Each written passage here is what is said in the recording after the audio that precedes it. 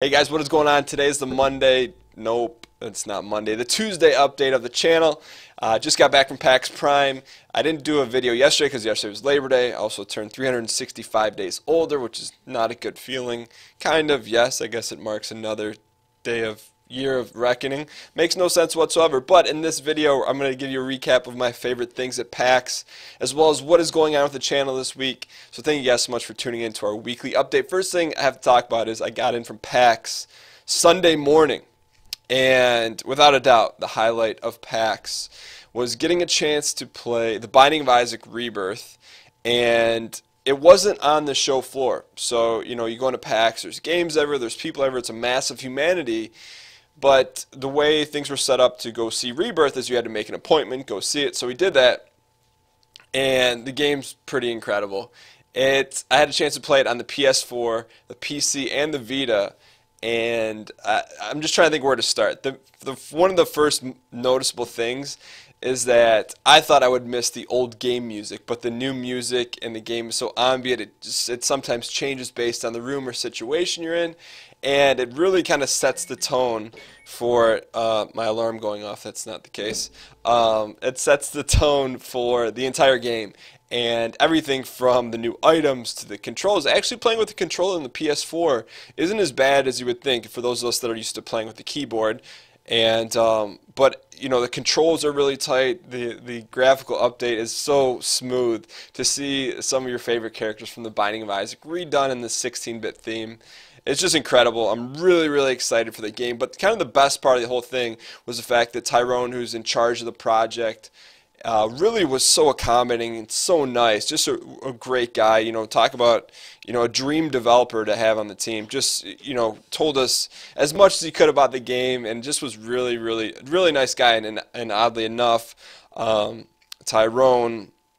It was so strange. Tyrone's like, hey, I've been playing the game for like 30 minutes. He's like, hey, I'm glad we got a chance to meet because I worked on this game from Konami that I think you might recognize. I'm like, okay, Konami made some great games.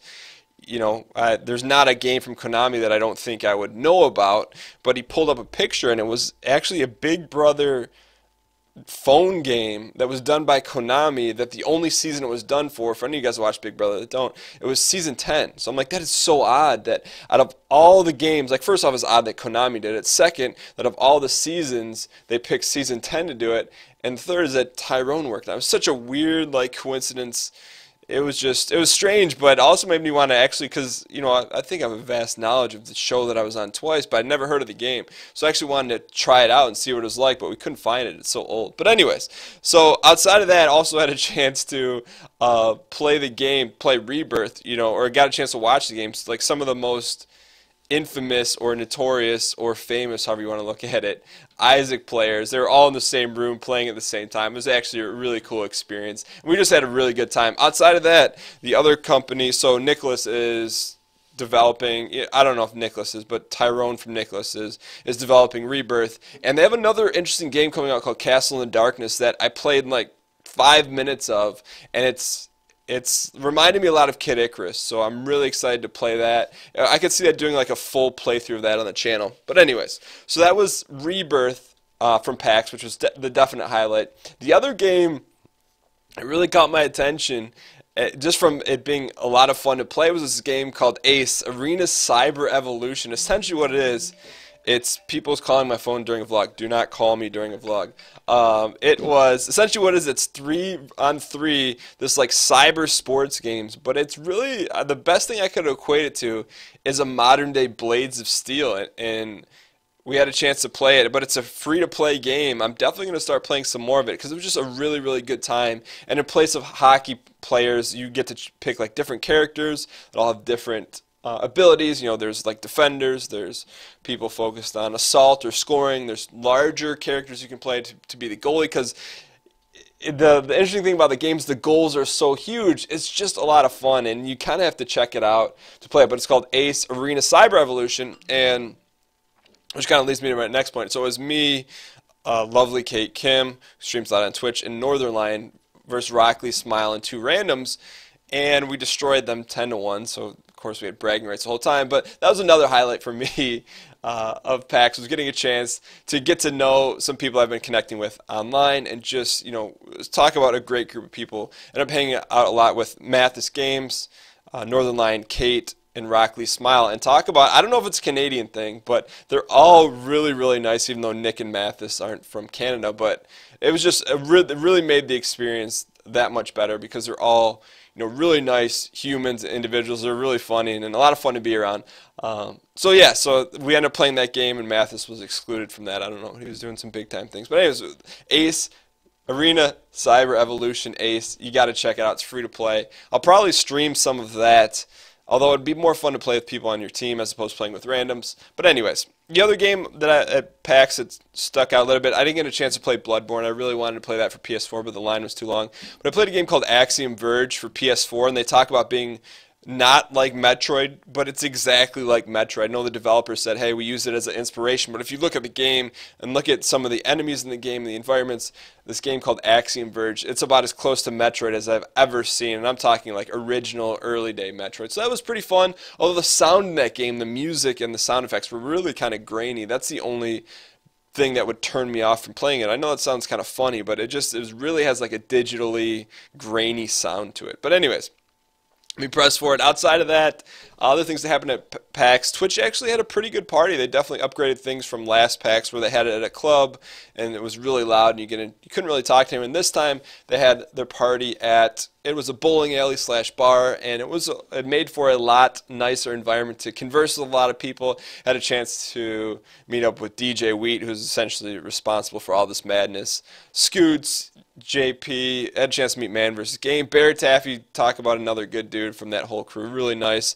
Had an awkward but awesome hug with Family Jewels 7X, Casper, and Cobalt. So just really, the whole thing for PAX that's outstanding outside the games, for me at least. I had a chance to connect with all these people that I enjoy watching or have communicated with. It just was a really, really, really good experience, and I can't stress that enough. I had so much fun. So yeah, so that was PAX. Outside of that, let me give you guys an update for what's going on the channel this week. Shovel Knight is going to continue out. I believe there's 14 or 13 episodes, so that'll play through this week, although a lot of you guys don't seem to be enjoying it based on the views and likes, but we're going to finish that out. There's going to be more Isaac going on this week, and we're going to continue. We're going to restart up Don't Starve, so we're going to get that to about 30 episodes, because that is the winner of the Survivor Series, so you can expect to see that earlier this week. Also, for my birthday, my in-laws got me Madden. I played a little bit of that, but I'm going to be streaming that tonight, Tuesday. I don't know, probably around 7:30 on my Twitch channel. So I'll be playing a little Madden tonight, checking that out a little more in depth. And then Wednesday, which is tomorrow at 4 p.m. Eastern, I'll be streaming. Look for the official new stream schedule to come out in the next week. So I'll probably make that announcement in next week's video. So outside of that, let's go over some quick channel numbers. Last week, we had, just want to update, good, bad, or indifferent. We had 839 likes this week. We only had 767 likes, so those went down. I'm guessing that's because of Shovel Knight. The comments did go up a little bit by 4, and I want to talk about the channel improvement from last week. So last week we said that we were going to post 2 videos a day at 9 a.m. and 4 p.m. We did post 2 videos a day, except the first day the timing was a little off, so I consider that like a B+, A- accepted channel. So we're going to do that challenge, so we're going to do the exact same thing next week. We're going to hit all those goals. And the last 2 things I want to give a mention to is Nick C. in terms of the shout out. Nick C was the first one to comment and say, hey Dan, this yellow package is what's changed in your background. So what this is, I don't know where this came from. This was in my desk, but this is a, what year is this? 1989 package of Topps Nintendo cards. It has 6 scratch off cards and 4 stickers. If you guys want me to open this, let me know. I'll probably do it in the next video. And guess what character is going to pop out.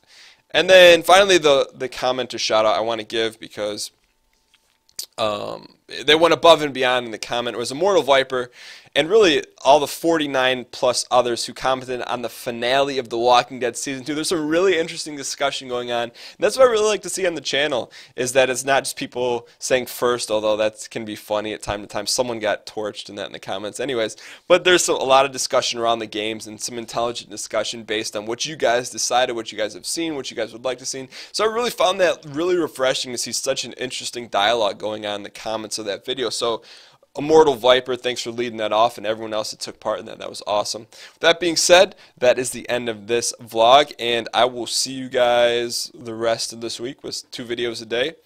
And thanks for watching. Later, guys.